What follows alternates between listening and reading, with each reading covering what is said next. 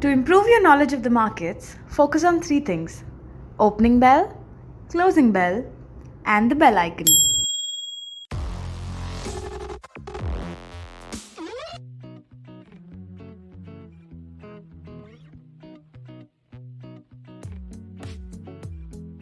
Welcome back दोस्तों। सबसे पहले कोरोना वायरस का एक लेटेस्ट अपडेट ले लेते हैं। 26 अप्रैल की शाम तक पूरी दुनिया में करीब 29.38 लाख केसेस आइडेंटिफाई हुए और करीब 2 लाख जाने गई। सबसे अफेक्टेड देश यूएस रहा, जहां 9.6 लाख केसेस और 54,200 प्लस डेथ्स हुई हैं। वर्ल्ड की 32% केसेस और 26% डेथ्स यूएस में हुआ है। उसमें भी यूएस का 30% केसेस और 42% डेथ्स सिर्फ न्यूयॉर्क में हुआ है। जिलेट साइंसेस की जो दवा रेमडेसिविर पे लगातार खबरें आ रही हैं, लेकिन अभी तक कुछ कहा नहीं जा सकता है। इंडिया की बात करूं तो इंडिया में अभी तक 26,917 केसेस और 825 डेथ्स हुई हैं। सबसे ज़्यादा केसेस महाराष्ट्र में हैं। कोरोना वायरस का ग्लोबल ट्रेंड्स देखें तो फिलहाल उसमें गिरावट देखी जा रही है, क्योंकि सबसे ज़्यादा केसेस 89,341 11 अप्रैल को देखी गई थी। उसके बाद से ये ग्लोबल नंबर घट रहा है। और डेथ्स की बात करें तो सबसे ज़्यादा डेथ्स 10,345 डेथ्स 16 अप्रैल को हुई थी। उसके बाद से ये नंबर भी घट रहा है। तो कहीं ना कहीं ग्लोबल ट्रेंड जो है कोरोना वायरस का, उसमें एक गिरावट देखी जा रही है, जो एक अच्छी बात है। इंटरनेशनल रेटिंग एजेंसी फिच की बात करूं तो उन्होंने कहा है कि 2020 में वर्ल्ड जीडीपी में 3.9% की गिरावट रहेगी, मतलब नेगेटिव ग्रोथ रेट रहने की संभावना है। यूएस और यूरोपियन मार्केट्स को देखें तो लास्ट वीक सब में गिरावट देखी गई और सबसे ज्यादा गिरावट जो है वो जर्मनी में थी। एक अच्छी बात यह रही कि Chicago board of options exchange का सीबीओई विक्स, जिसे वोलेटिलिटी इंडेक्स या फियर इंडेक्स कहते हैं, उसमें लगातार गिरावट देखी जा रही है, जो एक अच्छी बात है। वो कहीं ना कहीं ये बताता है कि इन्वेस्टर फियर जो है वो घट रहा है। इसके अलावा पिछले हफ्ते यूएस और यूरोपियन मेजर इवेंट्स में यूएस हाउस ऑफ रिप्रेजेंटेटिव्स ने $484 बिलियन का स्टिमुलस पैकेज पास किया, जो लोन्स को ग्रांट में कन्वर्ट करता है।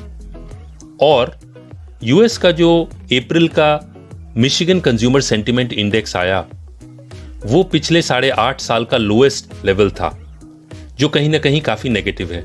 इसके अलावा यूएस जॉबलेस क्लेम्स की बात करूं तो पिछले 5 हफ्तों में 26 मिलियन केसेस रहे, जो 15% ऑफ यूएस वर्कफोर्स है। तो ये डेटा भी काफी नेगेटिव था।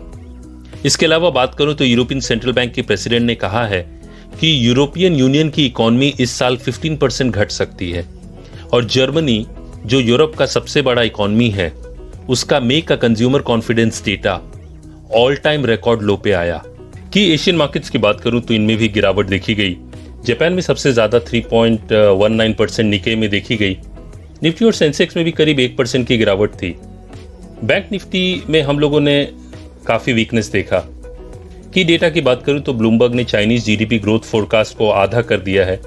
पहले जो 3.7% था, उसे अब 1.8% कर दिया है। इंडिया की बात करूं तो सीआईआई ने 2021 में इंडिया का जीडीपी ग्रोथ -0.9% से 1.5% कर दिया है।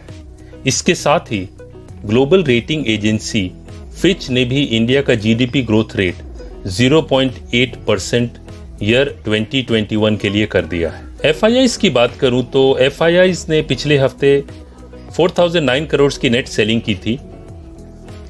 यदि सेक्टर्स की बात करूं तो Nifty metal index worst performer sector था पिछले हफ्ते, और जो बेस्ट परफॉर्मर सेक्टर था वो फार्मा इंडेक्स था। एक अच्छी खबर ये रही कि फेसबुक ने $5.7 बिलियन रिलायंस जियो में इन्वेस्ट करके 9.9% स्टेक लिया। इसके साथ ही एक नेगेटिव खबर ये भी रही कि डेट फंड्स का जो लीडिंग फंड हाउस है फ्रैंकलिन टेम्पल्टन इंडिया ने अपने 6 क्रेडिट फंड्स को वाइंड अप करने की बात की है, जो म्यूचुअल फंड इंडस्ट्री के लिए एक झटका सा है। कमोडिटीज की बात करूं तो जहां एक तरफ गोल्ड में एक अच्छी तेजी देखी गई, वहीं दूसरी तरफ क्रूड ऑयल में अनप्रेसिडेंटेड गिरावट देखी गई।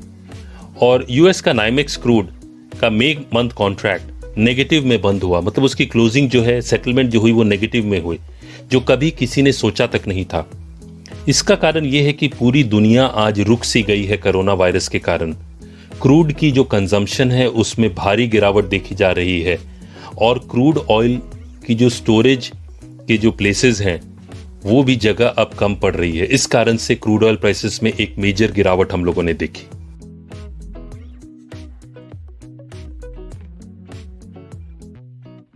इस हफ्ते की डेटा पॉइंट्स और मार्केट आउटलुक की बात करूं तो पूरे अप्रैल मंथ में एफआईआईज की सेलिंग रही है। उन्होंने करीब 6,860 करोड़ की सेलिंग की है। निफ्टी इंडेक्स की जो अप्रैल की प्राइस टू अर्निंग्स रेशियो जिसे पीई रेशियो कहते हैं वो देखो तो वो करीब 20 के पास है और यदि पिछले 10 इयर्स का एवरेज देखो तो वो करीब 22 है। तो वो अपने 10 इयर्स के एवरेज से 10% डिस्काउंट पे फिलहाल ट्रेड करता हुआ दिख रहा है। ये week monthly expiry FNO expiry भी है जो 30 अप्रैल को है। और यदि ओपन इंटरेस्ट की बात करूं फ्यूचर्स एंड ऑप्शंस में तो सबसे ज्यादा ओपन इंटरेस्ट 9,500 स्ट्राइक के कॉल में है और 9,000 के पुट में देखा जा रहा है।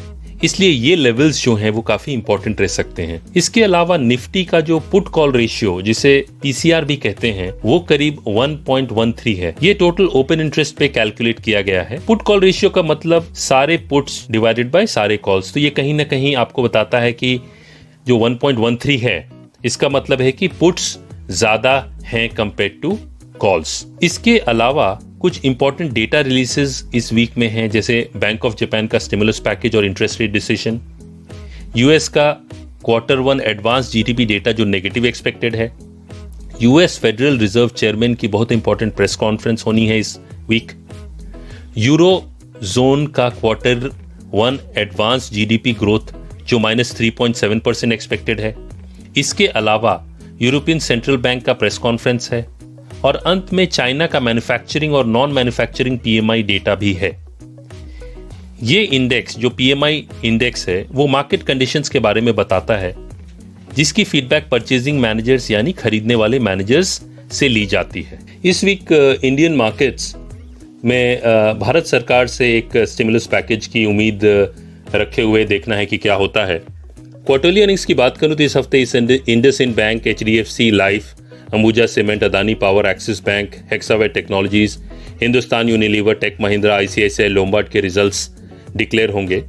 साथ ही साथ इस हफ्ते ग्लोबल मार्केट्स के लिए भी काफी इंपॉर्टेंट रहेगा क्योंकि यूएस के जो बिग 5 हैं चाहे वो गूगल हो, माइक्रोसॉफ्ट हो, फेसबुक हो, एप्पल हो और अमेजॉन, इनके भी क्वार्टरली रिजल्ट्स आएंगे जो ग्लोबल मार्केट्स को एक दिशा मतलब डायरेक्शन दे सकता है।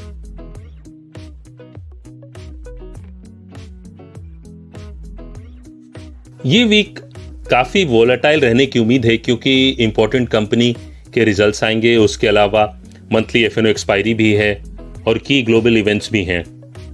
हालांकि शॉर्ट टर्म ट्रेंड पॉजिटिव है और जो टेक्निकल इंडिकेटर्स हैं वो पॉजिटिव हैं, उसके साथ ही वो ओवरबॉट भी हैं, तो कहीं ना कहीं कॉशियस अप्रोच रखना जरूरी है।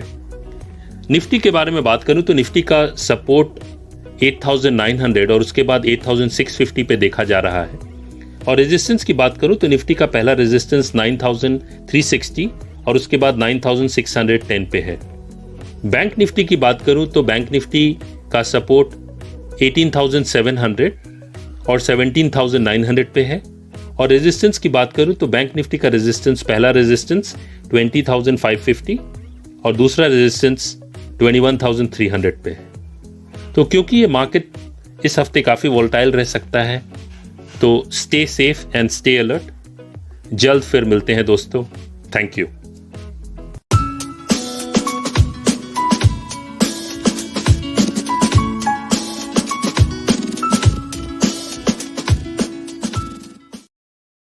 Investments in securities market are subject to market risks. Read all the related documents carefully before investing.